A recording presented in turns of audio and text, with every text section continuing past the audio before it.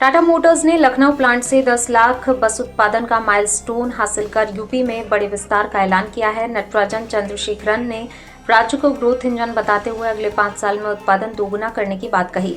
Tata consultancy service भी लखनऊ, नोएडा और वाराणसी में अपनी नौकरियां 20,000 से बढ़ाकर 40,000 करने की योजना बना रही है। इलेक्ट्रिक, सीएनजी और हाइड्रोजन वाहनों पर फोकस के साथ यूपी में रोजगार और निवेश के नए अवसर खुलेंगे।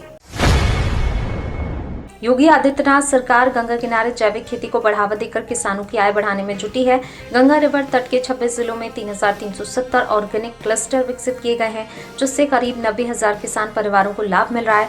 रासायनिक खाद से मुक्ति के कारण लागत घट रही है और उत्पादों को बाजार में प्रीमियम कीमत मिल रही है। ऑर्गेनिक विलेज मॉडल से शुद्ध खाद्य सामग्री की आपूर्ति बढ़ेगी, वहीं मिट्टी की सेहत और पर्यावरण संरक्षण को मजबूती मिलेगी।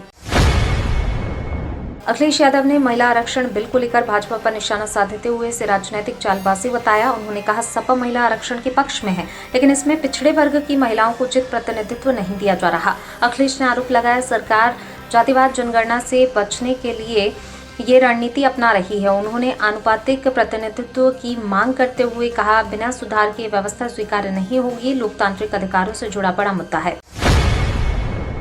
मायावती ने महिला आरक्षण विधेयक पर बड़ा रुख अपनाते हुए 33% आरक्षण का समर्थन किया। उन्होंने इसे सही दिशा में कदम बताया, लेकिन साथ ही SC, ST और OBC महिलाओं के लिए अलग कोटे की जरूरत भी बताई। मायावती ने कहा, बसपा पहले से 50% आरक्षण की मांग करती रही है, मगर फिलहाल 33% का भी स्वागत है। उन्होंने महिला सशक्तिकरण में देरी और बढ़ते अपराधों पर चिंता जताते हुए सरकारों पर ठोस नीति और मजबूत इच्छा शक्ति की कमी का आरोप लगाया। अजय राय समेत यूपी के 5 नेताओं को इंडियन नेशनल कांग्रेस ने बंगाल विधानसभा चुनाव के लिए स्टार प्रचारक बनाया। सूची में इमरान प्रतापगढ़ी, प्रमोद तिवारी, इमरान मसूद और सुप्रिया श्रीनेत के नाम शामिल हैं। अजय राय ने नेतृत्व का आभार जताते हुए कहा कि वे पार्टी उम्मीदवारों की जीत के लिए पूरी ताकत लगाएंगे। दूसरी ओर योगी आदित्यनाथ भी भाजपा की ओर से बंगाल चुनाव में प्रचार में सक्रिय भूमिका निभा रहे हैं। संजीव बालियान पश्चिमी यूपी की राजनीति में आज भी एक बड़ा नाम बने हुए हैं। 2 बार सांसद रह चुके बालियान ने मुजफ्फरनगर क्षेत्र में मजबूत पकड़ बनाई, लेकिन हाल ही के समय में उनके खिलाफ विरोध भी बढ़ा है। 2024 लोकसभा चुनाव में हार के बावजूद उनकी राजनीतिक मौजूदगी बरकरार है। योगी आदित्यनाथ से दूरी और संगठन में मतभेद की चर्चाओं के बीच भी समर्थक उन्हें प्रभावशाली नेता मानते हैं। अब सवाल है, आने वाले चुनावों में बालियान फिर मजबूत वापसी कर पाएंगे या नहीं।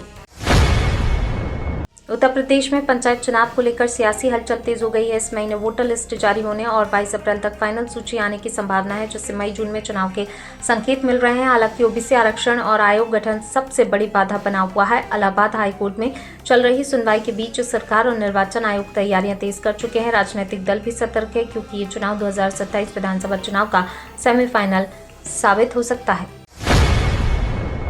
शहाबुद्दीन रिजवी बरेलवी ने महिला आरक्षण बिल का स्वागत करते हुए नरेंद्र मोदी की पहल को सराहा। उन्होंने कहा, ये कदम महिलाओं को बराबरी का अवसर देगा। हालांकि मौलाना ने मुस्लिम महिलाओं को मौजूदा सियासत से दूर रहने की सलाह दी, इसे छल कपट का मैदान बताया। उन्होंने कहा, इस्लाम महिलाओं के सम्मान और सुरक्षा को प्राथमिकता देता है। साथ ही स्पष्ट किया, 33% आरक्षण के बावजूद मुस्लिम महिलाओं को राजनीति में आने से बचना चाहिए। सिद्धार्थनाथ सिंह ने अखिलेश यादव पर तीखा हमला करते हुए कहा कि वे नोएडा के श्रमिकों के मुद्दे पर घड़ियाली आंसू बहा रहे हैं। उन्होंने सवाल उठाया, सपा सरकार के दौरान श्रमिकों के लिए क्या किया गया। भाजपा नेता ने कांग्रेस और सपा पर घोटालों का आरोप लगाते हुए कहा कि असली काम नरेंद्र मोदी और योगी आदित्यनाथ सरकार कर रही है, जिससे प्रदेश में रोजगार और निवेश बढ़ रहा है। आशुतोष महाराज ने यूपी के डिप्टी CM ब्रजेश पाठक पर गंभीर आरोप लगाते हुए FIR कराने की चेतावनी दी। उन्होंने दावा किया, माघ मेले में षड्यंत्र रचा गया और उनके पास कॉल डिटेल समेत सबूत हैं। वहीं स्वामी अभिमुक्तेश्वरानंद से जुड़े मामले को लेकर विवाद गहरा गया है। पुलिस ने जांच का आश्वासन दिया है। बयान के बाद प्रदेश की सियासत में नया विवाद खड़ा हो गया है। विनोद तावड़े के लखनऊ दौरे ने भाजपा की चुनावी रणनीति को नई दिशा दी। सुनो, समझो, बदलो मिशन के तहत उन्होंने नेताओं से मंत्रियों के प्रदर्शन, नकारात्मक छवि और नए चेहरों पर 3 अहम सवाल पूछे। योगी आदित्यनाथ समेत कई नेताओं से फीडबैक लेकर सामाजिक समीकरण और संगठन की स्थिति का आकलन किया। सूत्रों के अनुसार 2027 चुनाव से पहले बड़े बदलाव संभव है, जिसमें संगठन और सरकार दोनों स्तरों पर फेरबदल देखने को मिल सकता है। इलाहाबाद हाईकोर्ट ने SC/ST एक्ट से जुड़े मामले में अहम आदेश देते हुए प्रयागराज की विशेष अदालत में चल रही कार्रवाई पर रोक लगा दी। ये फैसला भूमि विवाद से जुड़े मामले में आया, जिसमें अपीलकर्ताओं ने इसे दीवानी प्रकृति का बताया। अदालत ने माना, प्रथम दृष्टया SC/ST एक्ट की धाराएं लागू होने के पर्याप्त साक्ष्य नहीं है। न्यायमूर्ति मदन पाल सिंह ने संज्ञान आदेश पर अंतरिम रोक लगाते हुए विपक्षी पक्ष को जवाब दाखिल करने के लिए 2 सप्ताह का समय दिया है।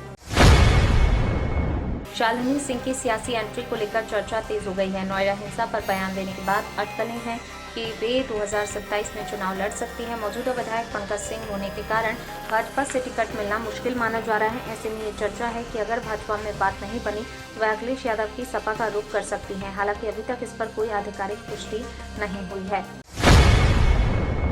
मेरठ के शास्त्री नगर स्थित सेंट्रल मार्केट में सीलिंग के विरोध में तिरंगा चौक पर महिलाओं का धरना छठे दिन भी जारी रहा। बड़ी संख्या में महिलाएं बैनर पोस्टर के साथ पहुंची और व्यापारियों के समर्थन में नारेबाजी की। उनका कहना है, इस कार्रवाई से कई परिवारों की आजीविका प्रभावित हो रही है। इलाके में सुरक्षा के कड़े इंतजाम किए गए हैं। जब महिला पुलिसकर्मी सादी वर्दी में तैनात हैं और PSC भी निगरानी कर रही है। विरोध प्रदर्शन लगातार जारी है।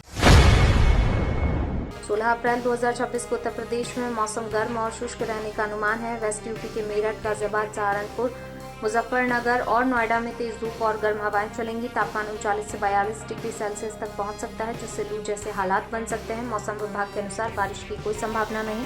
दोपहर के समय तेज धूप रहेगी, इसलिए लोगों को बाहर निकलते समय सावधानी बरतने और पर्याप्त पानी पीने की सलाह दी गई है। तो ये थी आज की 15 फटाफट खबरें। अगर आपको वीडियो पसंद आया तो वीडियो को लाइक, शेयर व कमेंट जरूर करें। धन्यवाद।